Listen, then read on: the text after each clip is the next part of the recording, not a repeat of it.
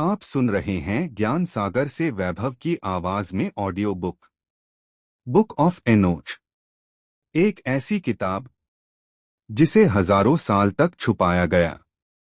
एक ऐसी सच्चाई जिसे पढ़कर राजाओं ने कांप उठे। और एक ऐसा मनुष्य जिसे मौत भी छू न सकी। यह है बुक ऑफ एनोच, जहां स्वर्ग के दरवाजे खुलते हैं, जहां दिग्गजों का जन्म होता है, जहां गिरे हुए स्वर्गदूत अपने पापों का रोदन करते हैं, और जहां मानवता का अंत और नई दुनिया की शुरुआत लिखी हुई है। तैयार हो जाइए, क्योंकि यह कहानी धर्म, विज्ञान, मिथक, ब्रह्मांड और मानवता सबकी नींव हिला देती है। एक एनोख का स्वर्गारोहण। एनोख एक ऐसे मनुष्य थे जिन्हें ईश्वर के साथ चलने वाला कहा गया है। वे अत्यंत पवित्र, शांत और ध्यानशील व्यक्ति थे, जिनका जीवन पृथ्वी पर असाधारण रूप से दिव्य था। उनके अंदर इतनी आध्यात्मिक चमक थी कि ईश्वर ने उन्हें मनुष्यों से अलग एक विशेष दूत बना दिया। कहा जाता है कि एनोख को ईश्वर ने बिना मृत्यु के सीधे स्वर्ग में उठा लिया। इसका अर्थ यह है कि एनोख ने वह अनुभव किया जो किसी साधारण मनुष्य के लिए असंभव था, शरीर सहित दिव्य लोक में प्रवेश। उनके स्वर्गारोहण का अर्थ केवल यह नहीं कि वे चुने हुए थे, बल्कि यह भी कि ईश्वर ने उन्हें ब्रह्मांड और समय के रहस्यों को जानने योग्य माना। स्वर्ग में उन्हें देवदूतों का स्वर्गीय ज्ञान, सृष्टि के नियम और ब्रह्मांड की व्यवस्था दिखाई गई। उन्होंने मानवता, दुष्टों, धर्मियों और आने वाले समय के बारे में भविष्यवाणियां सुनी। एनोख के उठाए जाने से एक महत्वपूर्ण संदेश मिलता है कि मनुष्य का जीवन यदि पूर्ण सत्य, सदाचार और ध्यान से भरा हो तो वह दैवीय चेतना के अत्यंत निकट जा सकता है। एनोख की कहानी मानव और ईश्वर के संबंध की गहराई को दर्शाती है और यह दिखाती है कि आध्यात्मिक विकास अंततः मनुष्य को उसके मूल स्रोत से जोड़ सकता है। दो वॉचर्स, फॉलन एंजल्स का पृथ्वी पर अवतरण। बुक ऑफ एनोच में सबसे रहस्यमय और शक्तिशाली घटना है वॉचर्स का पृथ्वी पर उतरना। वॉचर्स वे स्वर्गदूत थे जिन्हें पृथ्वी की निगरानी और मनुष्यों को मार्गदर्शन देने के लिए भेजा गया था। वे विशाल शक्ति, प्रकाश और ज्ञान से भरपूर थे, लेकिन धीरे धीरे उनमें अहंकार, इच्छा और आकर्षण के भाव बढ़ने लगे। मानव स्त्रियों की सुंदरता ने उन्हें मोह लिया और उन्होंने पवित्र आदेशों का उल्लंघन करते हुए पृथ्वी पर उतरने का निर्णय लिया। उनका नेता साम्याजा था, जिसने 200 वॉचर्स को साथ लेकर पृथ्वी पर उतरने की शपथ दिलवाई। यह घटना असल में स्वर्ग की आज्ञा के विरुद्ध विद्रोह थी। पृथ्वी पर उतरने के बाद उन्होंने मनुष्यों को दिव्य रहस्य और निषिद्ध विद्या सिखानी शुरू कर दी। युद्धकला, धातुकर्म, जादू, ज्योतिष, मंत्र, सौंदर्य प्रसाधन और हथियार बनाना। यह ज्ञान मानवता के पतन का कारण बना। वॉचर्स का यह अवतरण मानव इतिहास में पहली बार दिव्य और मानवीय संसार के टकराव का प्रतीक है। इसका संदेश स्पष्ट है, शक्ति जब नियमों से बाहर जाती है तब विनाश की शुरुआत होती है। 3 नेफिलिम का जन्म। वॉचर्स और मानव स्त्रियों के मिलन से जो संतति पैदा हुई उन्हें नेफिलिम कहा जाता है। ये सामान्य मनुष्य नहीं थे, वे विशाल आकार वाले, असाधारण शक्ति से भरे और आधे देवदूत आधे मानव थे। शुरू में लोगों को लगा कि नेफिलिम दुनिया में महानता और सुरक्षा लाएंगे, लेकिन जल्द ही वे मानवता पर कहर बनकर टूट पड़े। उनकी भूख असाधारण थी, इसलिए उन्होंने मनुष्यों का भोजन छीनना शुरू कर दिया।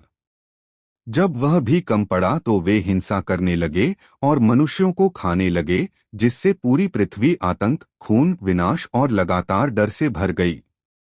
नेफिलिम की हिंसा सिर्फ शारीरिक नहीं थी, उन्होंने मनुष्यों के मन में भी भय, लालच और अराजकता भर दी। वे पृथ्वी पर इतने शक्तिशाली थे कि सामान्य मनुष्य उनका सामना नहीं कर सकते थे। परिणामस्वरूप पृथ्वी का संतुलन टूटने लगा। ईश्वर ने देखा कि यह संतति धरती को विनाश की ओर ले जा रही है। इसलिए यह निर्णय लिया गया कि पृथ्वी को शुद्ध किया जाए और इस भ्रष्ट वंश को मिटा दिया जाए।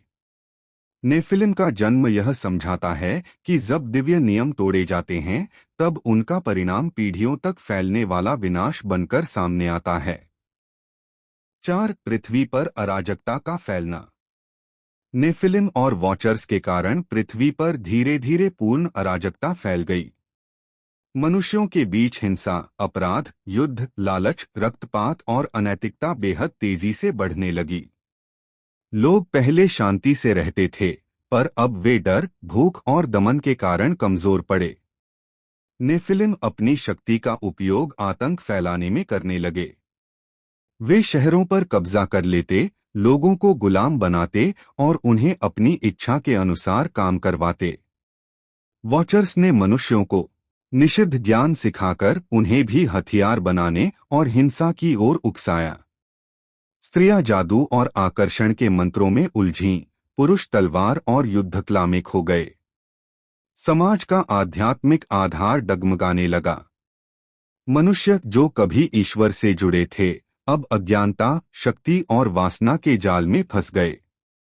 इस समय पृथ्वी पर इतना भ्रष्टाचार फैल चुका था कि कहा जाता है, धरती ने अपनी ही पीड़ा में चिल्लाया। यह अराजकता सिर्फ बाहरी नहीं थी, मनुष्य के हृदय भीतर तक दूषित हो चुका था। यही वह क्षण था जहां ईश्वर ने कहा, अब पृथ्वी को शुद्ध करना आवश्यक है। यह बिंदु बताता है कि जब बुराई धीरे धीरे बढ़ती है और नियंत्रण से बाहर हो जाती है, तब संपूर्ण व्यवस्था को बदलना अनिवार्य हो जाता है। 5. वॉचर्स का निषिद्ध ज्ञान सिखाना। वॉचर्स ने मनुष्यों को वह ज्ञान दिया जो ईश्वर ने कभी साझा करने की अनुमति नहीं दी थी। यह ज्ञान इतना शक्तिशाली था कि इसका उपयोग गलत दिशा में जाते ही विनाशकारी हो गया। देवदूत अजाजेल ने मनुष्यों को धातु को पिघलाकर हथियार बनाना सिखाया, तलवार, ढाल, भाले, कवच। इससे पहली बार मनुष्यों ने एक दूसरे के खिलाफ युद्ध करने की क्षमता प्राप्त की। एक अन्य वॉचर ने स्त्रियों को अपनी सुंदरता बढ़ाने वाले रहस्य सिखाए, काजल, सुगंध, रंग, श्रृंगार। इसका परिणाम यह हुआ कि आकर्षण और वासना समाज की जड़ें हिलाने लगीं।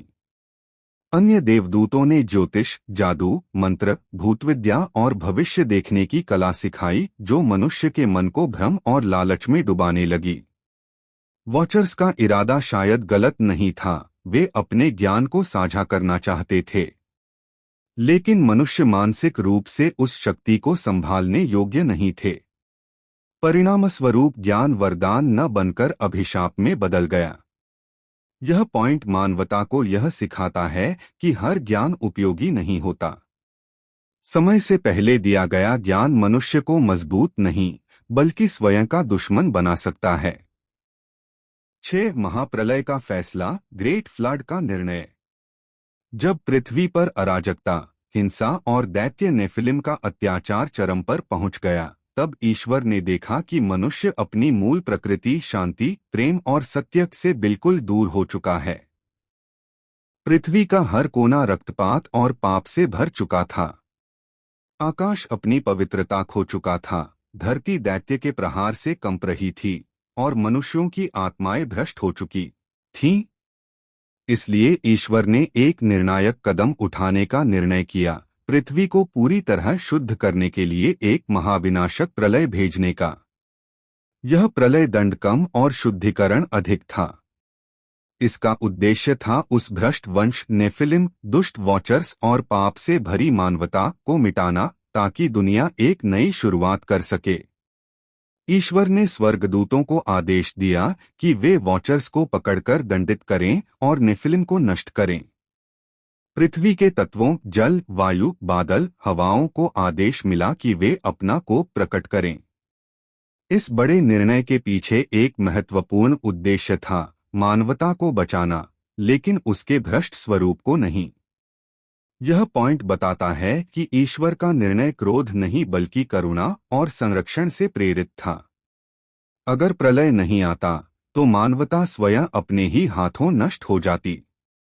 इसलिए महाप्रलय एक नई दुनिया, शुद्ध, संतुलित और धर्म आधारित की शुरुआत बनकर आया। 7. नोआह का चयन। महाप्रलय के निर्णय के बीच एक ऐसा मनुष्य था जो बाकी सबसे अलग था, नोआह। एनोख की पुस्तक बताती है कि नोआह का जन्म ही एक दिव्य संकेत था। उसके चेहरे से प्रकाश निकलता था, उसकी आंखें तारों की तरह चमकती थीं और उसकी आत्मा पूर्णतः स्वच्छ और ईश्वर केंद्रित थी। वह वॉचर्स या नेफिलिम के प्रभाव से प्रभावित नहीं हुआ। नोआह के शुद्ध वंश का अर्थ केवल जैविक शुद्धता नहीं था, इसका मतलब यह भी था कि वह आध्यात्मिक रूप से भ्रष्ट नहीं हुआ था।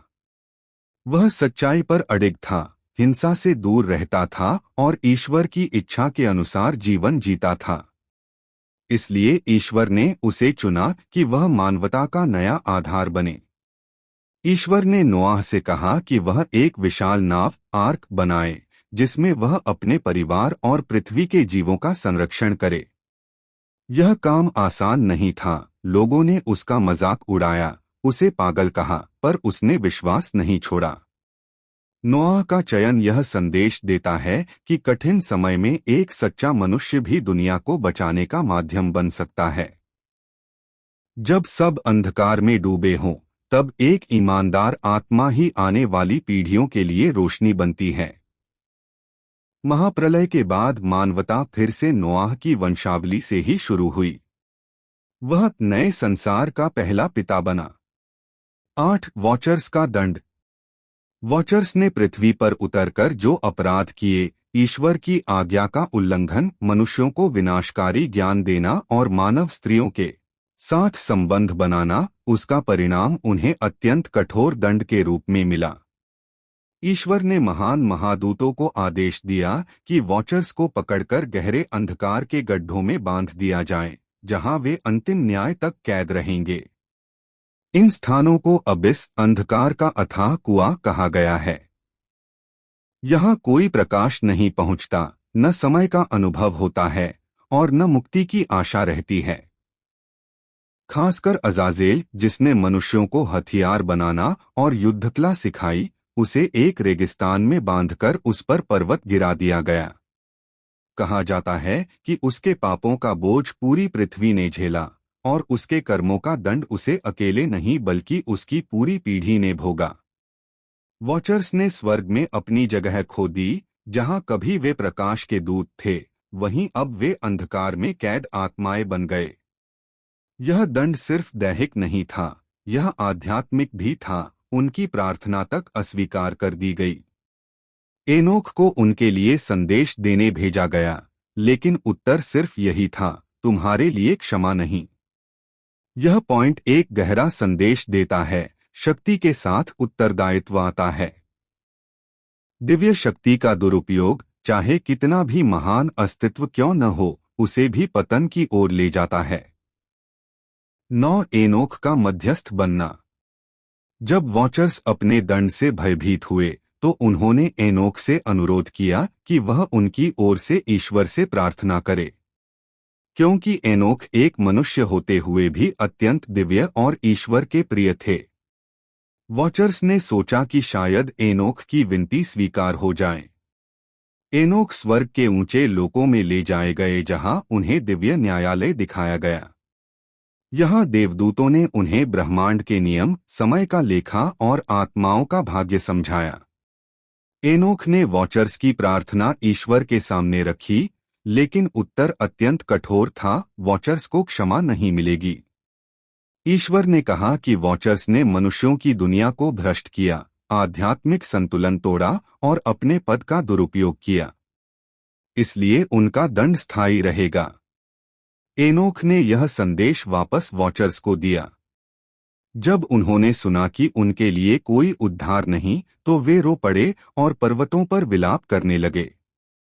एनोख का मध्यस्थ बनना एक गहरी आध्यात्मिक सीख देता है, हर गलती सुधारी नहीं जा सकती, विशेषकर जब वह जानबूझकर दिव्य नियमों के विरुद्ध की गई हो। एनोख का कार्य कठिन था, उन्हें दिव्य संदेश लाना था, चाहे वह कितना भी कठोर क्यों न हो।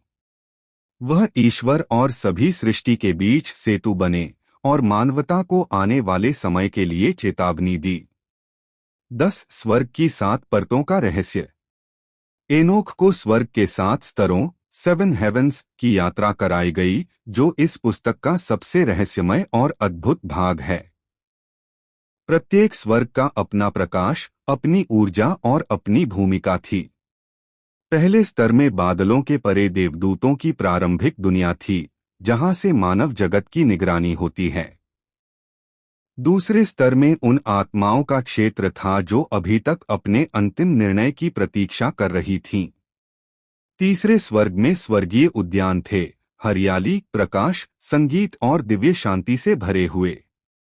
चौथे स्वर्ग में सूर्य, चंद्र और तारों की गति नियंत्रित होती थी, कॉस्मिक मशीनरी का मुख्य केंद्र। पांचवें में दैविक योद्धा देवदूत रहते थे जो अंधकार से लड़ते हैं। छठे में ईश्वर की परिषद, वह स्थान जहां ब्रह्मांड के निर्णय होते हैं।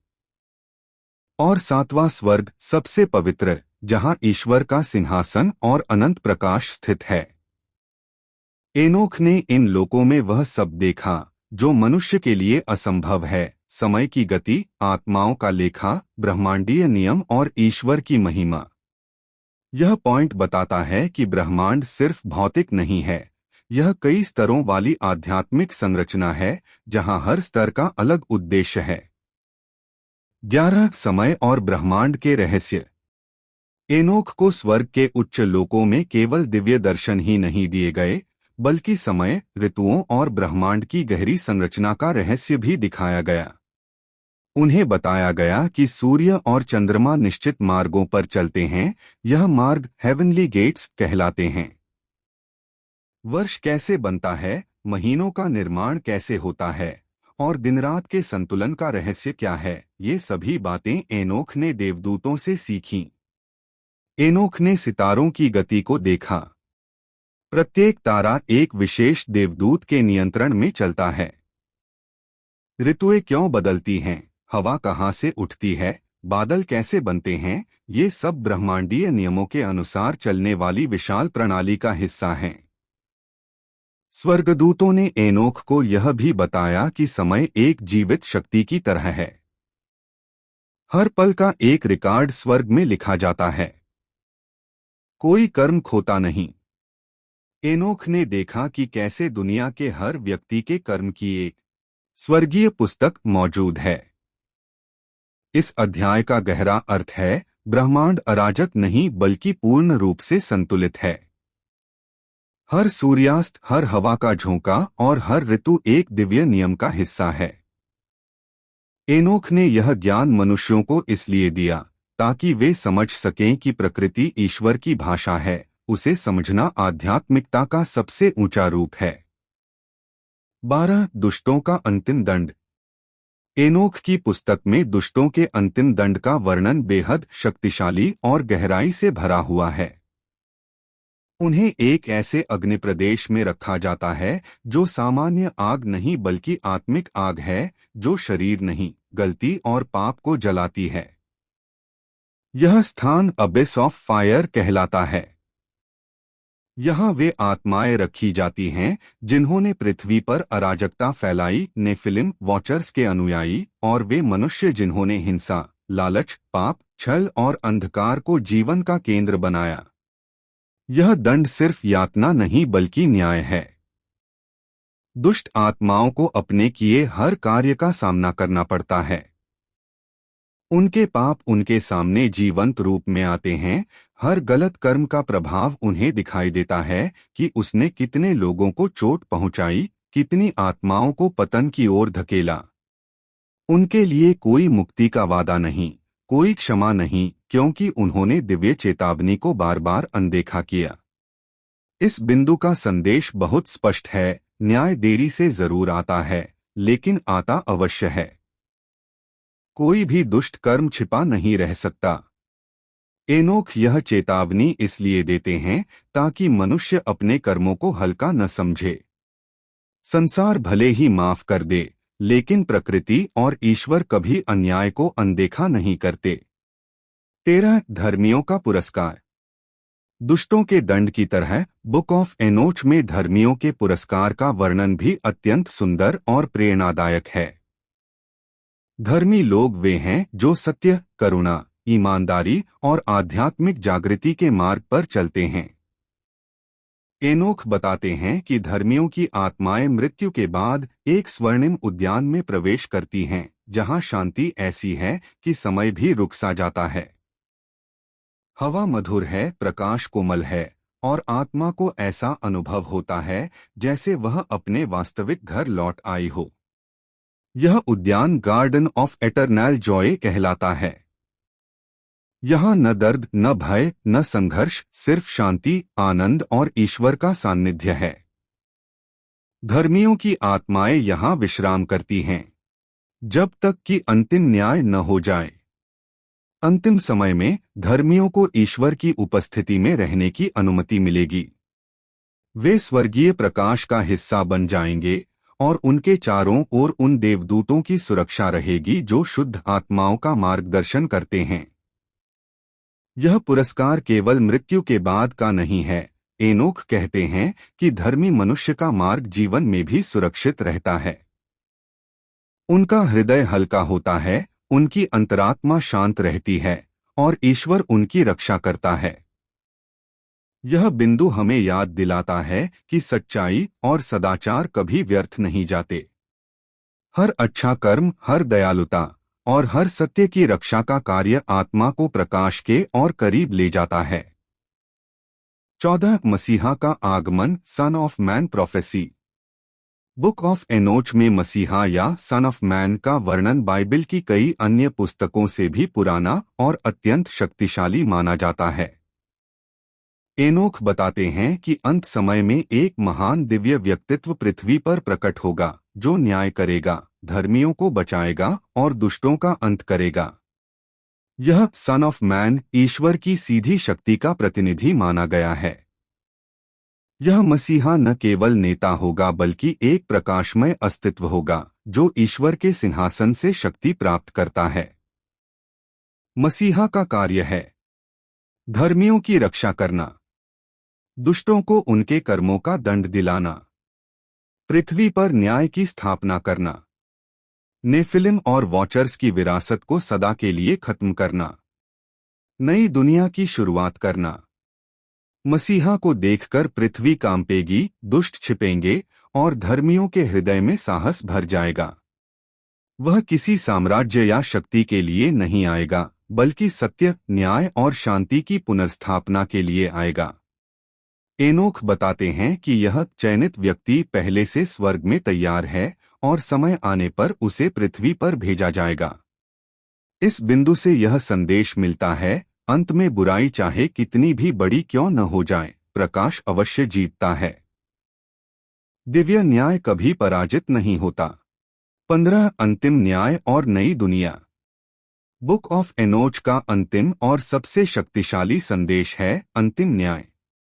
यह वह समय होगा जब पूरी मानवता, हर आत्मा, हर देवदूत, हर प्राणी अपने कर्मों का हिसाब देगा। इस न्याय के दौरान दुष्टों का अंत होगा, बुराई के स्रोत मिटा दिए जाएंगे, वॉचर्स और नेफिलिम की विरासत पूरी तरह समाप्त हो जाएगी, धर्मियों को अनंत शांति का राज्य मिलेगा। प्रलय सिर्फ पहला शुद्धिकरण था, अंतिम न्याय अंतिम शुद्धिकरण होगा। इसके बाद एक नई दुनिया उगेगी जहां न युद्ध होगा, न पाप, न लालच, न अंधकार। एनोख बताते हैं कि इस नई दुनिया में पृथ्वी फिर से हरी, शांत और दिव्य होगी। मनुष्य प्रकृति और ईश्वर के साथ संतुलन में रहेगा। कोई गरीब नहीं होगा, कोई अत्याचार नहीं होगा। यह वह अवस्था होगी जिसे न्यू अर्थ कहा जाता है, एक ऐसा संसार जहां प्रकाश शाश्वत होगा। अंतिम न्याय का उद्देश्य डराना नहीं बल्कि चेतावनी देना है कि जीवन को हल्के में मत लो। हर कर्म का फल तय है, जैसा बोओगे वैसा ही पाओगे। यह बिंदु मानवता को यह आशा देता है कि दुनिया चाहे कितनी भी बुरी हो जाए, अंत में सत्य ही विजयी होगा। बुक ऑफ एनोच सिर्फ एक किताब नहीं, यह चेतावनी है, यह विज्ञान है, यह भविष्यवाणी है। यह बताती है कि हर कर्म का हिसाब होता है, हर पाप का एक अंत होता है और हर धर्मात्मा का एक उजाला।